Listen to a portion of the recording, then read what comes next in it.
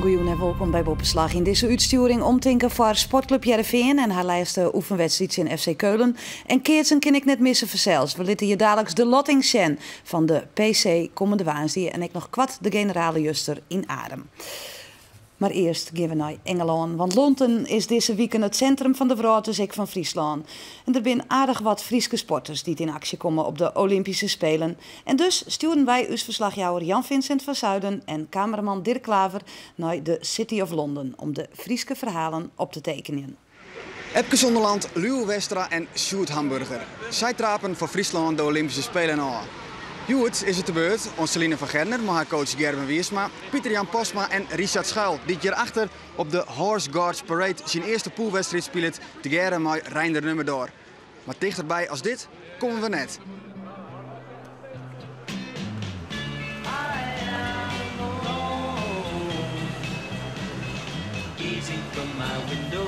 To the streets below, on a freshly fallen silent shroud of snow. I am a rock, I am an island.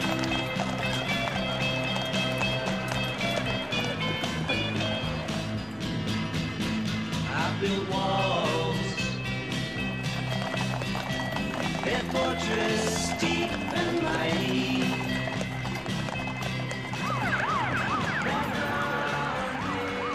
Dan in 3 keer afgemaakt door Reinder Nummerdoor en Richard Schuil. 15-10 in de derde set. Zij winnen hun openingswedstrijd. Zwaaien naar het publiek, dat ook voor een deel oranje gekleurd is. En kunnen terugkijken op goede momenten in deze eerste wedstrijd.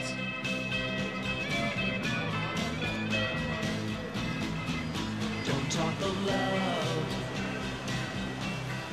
Het is intussen 6 uur en de eerste chinvaller voor u op de Olympische Spelen is een feit. We gaan 4 een heel uur wachten op Richard Schuil voor een interview. Hij had de wedstrijd woen, dat is mooi, maar Richard Schuil die hebben we net zien. Dus voor u zit er niet eens op als naar het turnier trot te gaan. Na Epke Zonderland is het nou de beurt aan Celine van Gerner om haar te kwalificeren voor een turnfinale. Celine van Gerner aan de brug met ongelijke liggers, haar tweede toestel. De meerkamp is de inzet, maar ook een tastelfinale op Bregen of Balken zo mooi mooi aanwijzen. Het is best spannend. Ja, het is geweldig. Hè? Het is gewoon een grote eer als voor Nederland hier optreden meest. En dan Celine die is op 8-jarige leeftijd op die turnskwallen Heerenveen begonnen. Dat is gewoon heel bijzonder als zo'n famke tot dit niveau krijgen hast. De trainer loopt nu weg, zijn hulp is niet meer nodig, ze kan het helemaal alleen af. Ja, 14.800 is een persoonlijk puntenrecord tot dit moment. De meerkampfinale wie de grootste doel en we hier een reële kans om de toestelfinale te halen op Bregen. Nou, dat hebben we gewoon meer dan we maken. Ja, want de tastelfinale is de eerste reserve. Hoe groot is de kans dat ze daar dan in actie komen mee? Nou, dat gebeurt wel. Ik denk dat ze er net van uitgaan mast. Maar we doen gewoon ons best. We blijven trot trainen totdat die Bregenfinale is. En wanneer het nodig is, dan kunnen we erin. Een geweldige oefening en ze verbetert nu haar persoonlijk puntenrecord. Dat wordt 14.866. Hoe voel je je na deze meerkamp? Ja, echt wel blij eigenlijk. Ik heb maximaal op brug geturnd en nou, eerste reserve en een meerkampfinale gehaald. Dus helemaal top. Ja, hoe spannend was het? Het was best wel spannend, ja, maar wel gezonde spanning. Ik had er vooral heel veel zin in en ik dacht, kom maar op. Eerst donderdag die meerkampfinale. Wat zal daar het doel zijn? Gewoon, ik hoop er ontspannen weer naartoe te leven en ik heb niks te verliezen. Ik kan nog een keer van genieten dat ik nog een keer in zo'n mooie zaal mag turnen en hartstikke gaaf. En een kamer hield nog een Fries in actie. Sjoerd Hamburger van Oude Bekeep. Hij hield de herkansing voor plaatsing in de finale voor de Holland 8. En het slaggen. Ja, Ron pleetst. Nou is wel de vraag, wat kun je met die finale? Nou ja, dat is lastig te zeggen. Ik bedoel, er zijn 6 in de finale. En Duitsland is de grote favoriet. 3 keer achter elkaar wereldkampioen. En nog geen race verloren sinds 2008. En alle anderen die hebben allemaal kans op alle medailles. Dus wat kun je doen? Alles tussen 7 en 6 is heel realistisch. En voor goud moet er iets bijzonders gebeuren. Ek de Silas hebben joet in Actie West. In de laser radiaalklasse zielde Marit Bouwmeester joet in de beide eerste races naar een zegde en een tredde plak. In de totaalstand stiet ze ek tredde met 9 punten. Anneliese Murphy uit Italië giet naar 2 oorwinnings onder leiding. Evie van Akker uit België stiet tweede. In de Fin-klasse stiet Pieter-Jan Posma na 4 races op een deel tredde plak met 22 punten. Hij zielde joet naar een tredde en een vierde plak. Eerste is daar de Deen Jonas Hoog Christensen met 11 punten voor de Fransman Jonathan Laubert. Voetbal dan. Sportclub Heerenveen had de oefencampagne voor het nieuwe seizoen sneun afsluiten met een 2-0 verlies tegen FC Köln uit Duitsland. En daarmee kan concluderen worden dat het nog net echt rint onder Van Basten. Tegen oude profclubs waar 2 keer league spelen en 2 keer verlen. En misschien nog wichtiger, er werd maar 1 keer scoord. Ik tegen Köln kon de Veensters het net vinden. Het rint bij Sportclub Heerenveen dan net zo altijd mat en ze steren vlak voor de competitie. Dit is de 20e minuut van de wedstrijd dat de bal komt bij Oussama Tanane. En die helpt dan maar eens fix uit. Maar de bal die komt op de voeten van de Duitse keeper en die houdt dus zijn goals in. Goed 7 minuten later is het Keulen in ongeval. En een prachtige volley hier van Adil Shihi. En dan is keeper Christopher Nordveld kansloos. 1-0 dus voor de Duitsers. Dan een rommelige situatie in het strafschopgebied. En op een ei komt de bal voor de voeten van Shihi. En hij twijfelt net. En zo staat het 2-0 voor FC Keulen. Doch Heerenveen dan hield dan niet weer waarom. Ja, op het einde van de wedstrijd komt er nog een vrije trap van Sven Koems. Maar de keeper van Keulen is op een ei attent en die kan de bal boeten de pijlenwerkje. En zo rint deze laatste oefenwedstrijd al in een 2-0 verlies.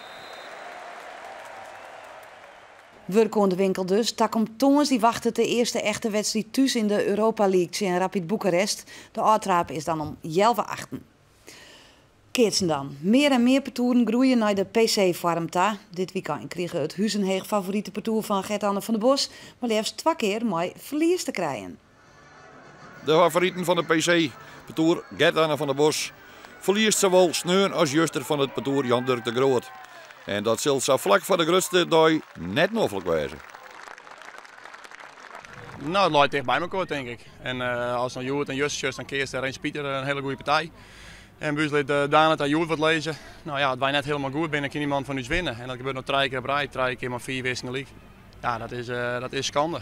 Als 3 keer Ruskant uitvalt, dan is er niks van te zeggen.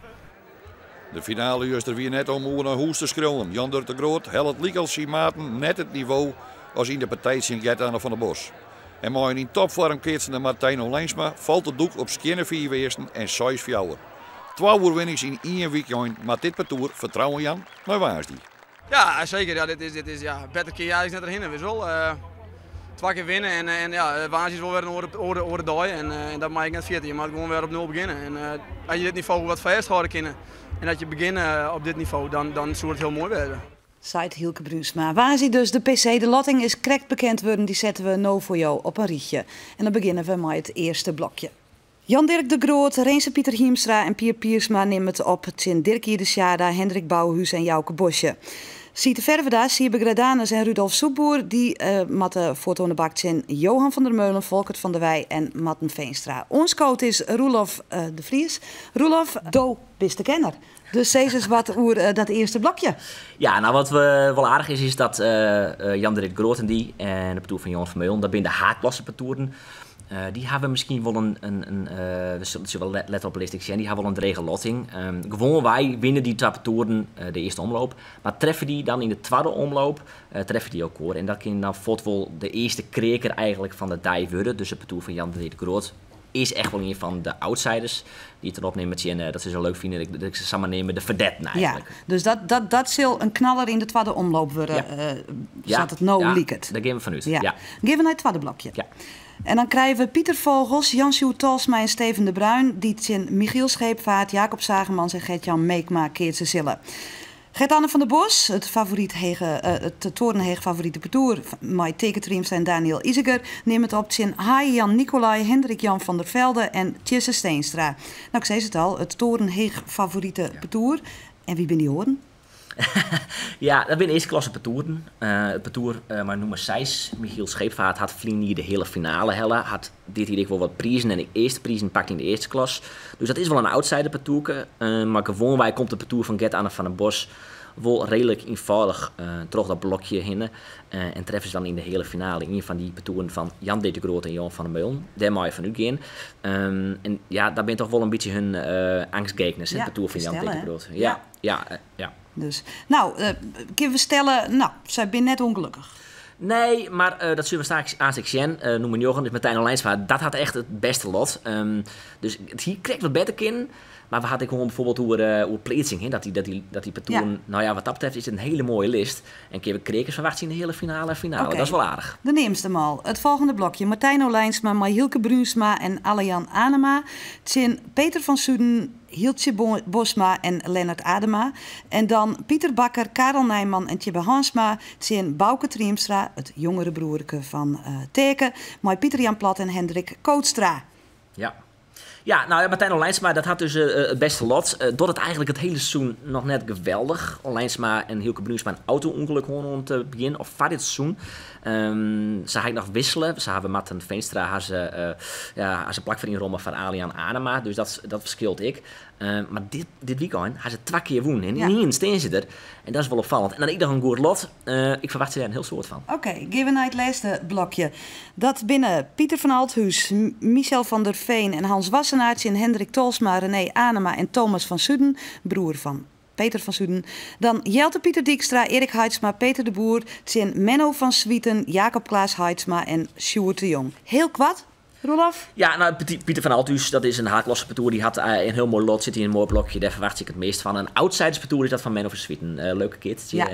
Absoluut. Misschien een publiekslieveling. Viewer ja, dat is leuk om te zien. Zij is dat. Ja. Waar wint de PC? Laat ik een jod opzetten, maar dat zult ik heel Friesland waan. Dan is het Gert-Anne van den Bos. Ik een outsider kan nemen. Johan van der Meulen. Oké, we wachten het al. Ja. Waar is die dan? Onze vierde sport, want we zijn er waans die met de PC. We doen dan vanaf 3 uur live verslag. Je hoeft niet te missen, want de radio is er al vanaf het begin van de dag bij. En ook op internet is alles te volgen. Mooi weer verslag in Joert van Jan Vincent van Zuiden vanuit Londen. Ik wens je een heel mooie junta. Doeg!